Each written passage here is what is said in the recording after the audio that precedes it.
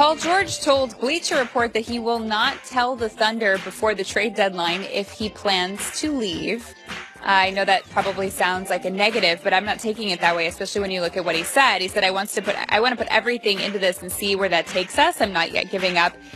We all enjoy playing with one another. This could possibly be me being here for a couple more years or multiple years.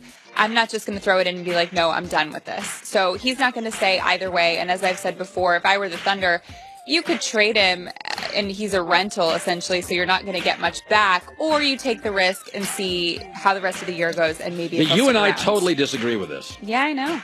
There's no way I want to be left with nothing if I could get something. I don't want to be left with... Even if it's scraps? Wouldn't you rather have maybe Paul George than scraps? Well, I'm not going to win the championship with Paul George, and so I don't know. But if your future includes Paul George or scraps, which would you rather have? Well, you're not going to keep him either way. You might. No, he's not going to stay there. I mean, this isn't going to work. So the chances of, I guess the biggest question is, what are the chances of keeping him long term? I think it's like 10%.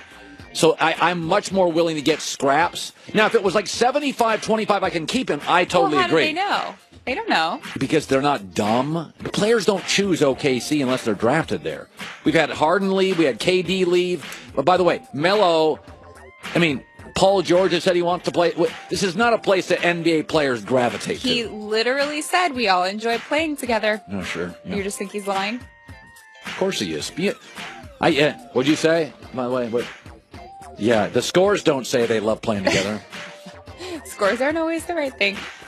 Chris Paul has been ruled out for tonight's game against the Clippers. It would have been the reunion game. It is in Houston, though, so it's not as big as if he were to be coming back here to play. He has a sore left adductor, and I didn't know what that was either.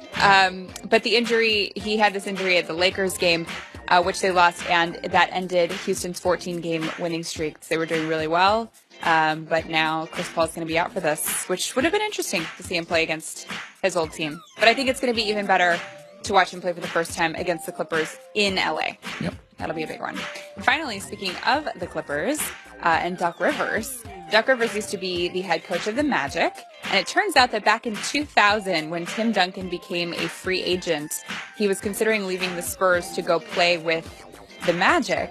But the reason that he didn't is reportedly because he didn't agree with Doc Rivers' plane policy. And here's an explanation of that. To continue that story, when Tim went out to meet with Orlando, he asked this question: can family come on the flights to some games? And from what I understand, Doc said no. Whoa. And that's where he lost Tim Duncan. Sometimes you got to bend some rules, don't you, Don? Well, if you have a chance to get Tim Duncan, you say you can fly the plane if you'd like. Yeah. So that was Bruce Bowen explaining that during the game, but I know that that's true because Doc Rivers doesn't like people outside of the team staff flying on the plane. I think in the NBA you just have to be willing to be conciliatory with stars. Okay, so if that's the case, then shouldn't the Patriots be that way with Tom Brady? No, football's a different sport. Basketball, if you have LeBron, you win 75% of your games. So basketball should cater to stars, but not football. No question, basketball is much more star-driven. Well, of course it is, but should it be? I don't know. If you're going to let Tim Duncan... Republicans who are rich get tax breaks? They just did. Well, in certain ways. Yeah, it's just shoulda. It doesn't really matter. But what's happening in life matters. And in the NBA, you have to cater to stars. It's just, be the Memphis Grizzlies and don't, or be the Warriors and do. Let's play the game. It's like in society.